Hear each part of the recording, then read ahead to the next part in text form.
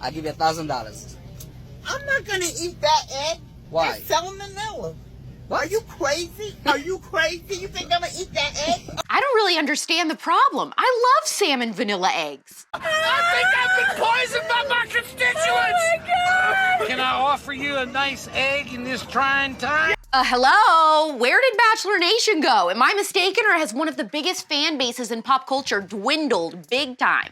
You're gonna die laughing when you hear what The View is trying to pull off when it comes to finding a new conservative co-host. And imagine conning people into believing that you're a 9/11 survivor when in actuality, you weren't even in the country during the attacks. One of the craziest stories I've ever heard has been out there for a while. I didn't know about it until recently, but there's a reason I'm bringing it up today. I'm Alex Clark, and this is POPlitics.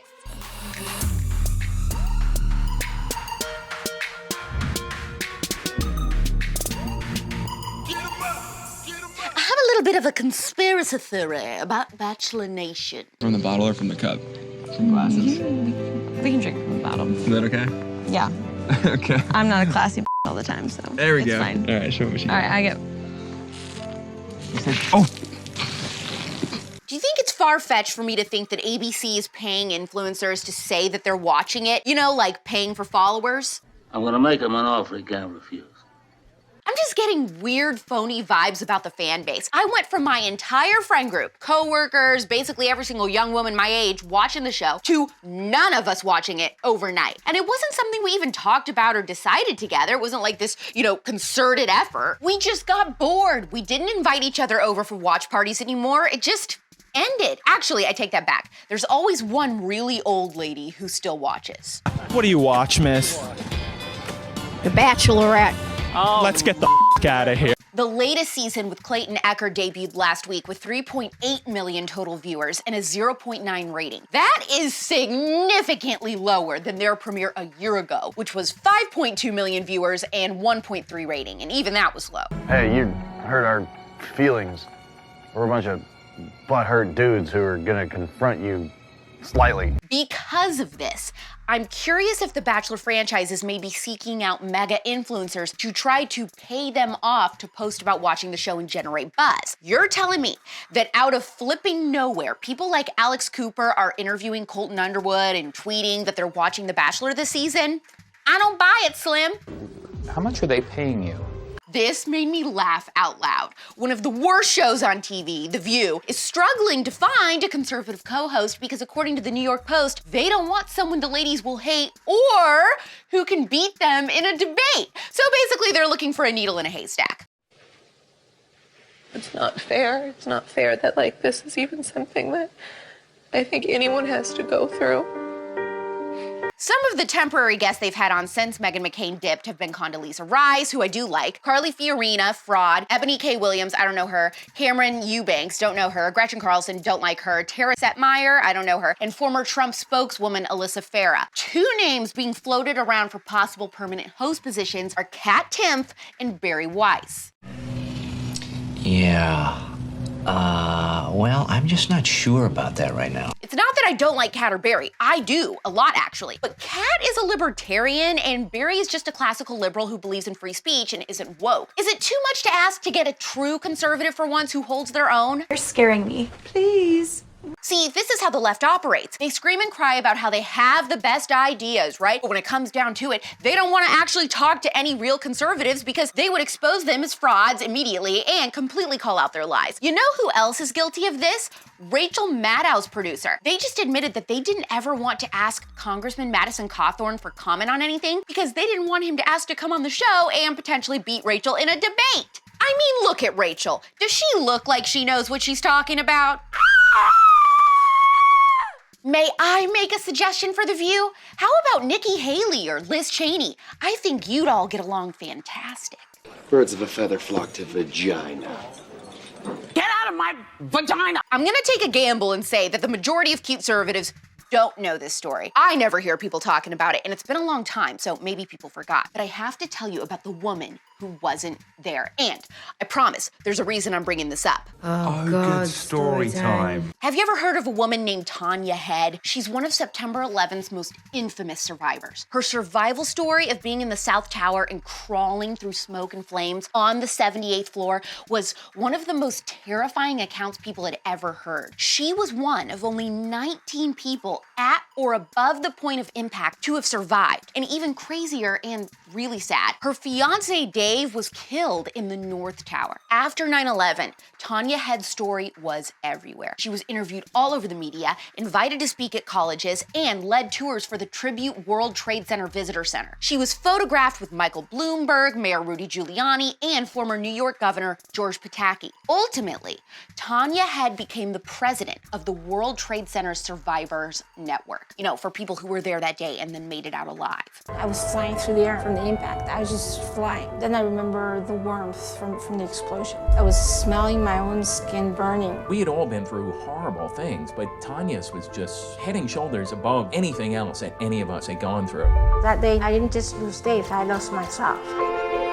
She had been in denial for years about her husband dying. By helping others getting involved, it helps carry your own burden. She was fabulous. I had many conversations with Tanya. She gave me a lot of support, like nobody else had. She went through so much, yet she's a survivor. She's a survivor. Except, Tanya wasn't a survivor.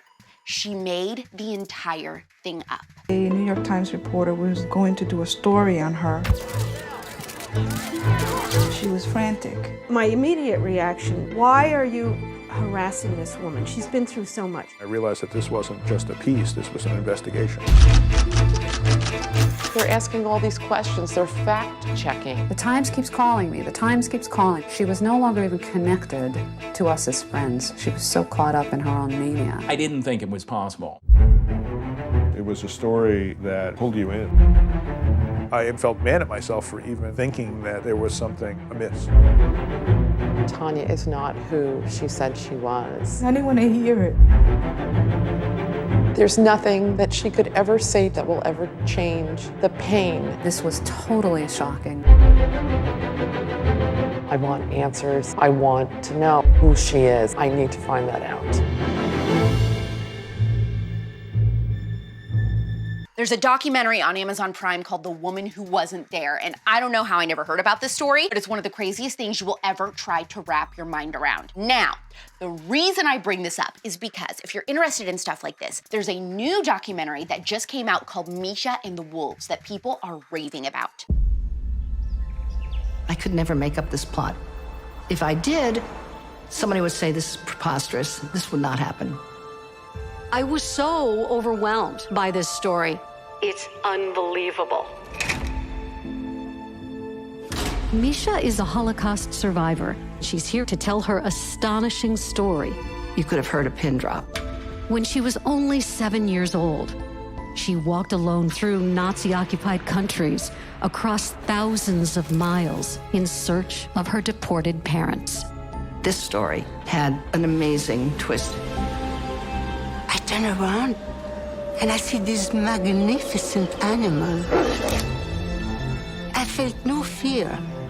It accepted me and protected me. I was thinking this would make a fascinating book. My agent said Disney wants this. Oprah wants this. That was the jackpot. We are heading into a monster bestseller here. She saw in my life a gold mine. It's an untenable position to be in. A cruel exploiter of an innocent Holocaust survivor. They came in with a massive judgment against me. $22.5 million. All of a sudden, flash, this doesn't add up. I needed to get to the truth. I was going through old records. I had no idea what I was going to find. I was looking at names and places and dates. Something's wrong. She's trying to hide something. In the lists of hidden children, they didn't have Misha. She didn't exist. I wanted to know who is this person that has ruined my life. And then came the next twist. La question pour moi était de savoir quelle était sa véritable histoire. How can this possibly be? She's both a victim and a villain in the story. You're welcome for the recommendations. I'll see you in my DMs telling me that I have impeccable taste. Don't be so dramatic. One more random recommendation. Have you tried this magic immune juice? I saw it at Whole Foods and I got it last night and it's actually very good. Tastes pretty much like orange juice, but it's called Uncle Matt's Ultimate Immune Juice with orange juice, elderberry, and zinc. Now, I don't know who Uncle Matt is, okay? He could be raging, BLM, lunatic liberal. I don't know, I didn't look him up. I just like his juice, okay? Tastes great. I have no idea if it actually helps if you're sick or not. I am curious if any CUTEservatives have tried this and if you did, if it did anything for you or not. Drink the juice. Please drink the juice. No! Today and tomorrow are the last days to get caught up on the spillover before the new episode comes out tomorrow at 9 p.m. Pacific, midnight Eastern. You can find out who the guest is tomorrow night. The fashion-loving CUTEservatives will be excited for this one. Like this episode if you would squish Tanya's head like a little grape. Let me know in the comments if you ever heard of her story, if you'll be watching either of those documentaries, and who you think would be the perfect conservative to join The View. Then share this episode of POPlitics to your stories. Ask your followers if they've ever heard of this woman, Tanya Head, who faked being a 9/11 survivor. And don't forget to click save. That's like more powerful than commenting and liking or anything. The algorithm just loves that. We're back tomorrow at 4 p.m. Eastern, 1 p.m. Pacific. It's pop culture without the propaganda every single day. I'm Alex Clark, and this is POPlitics.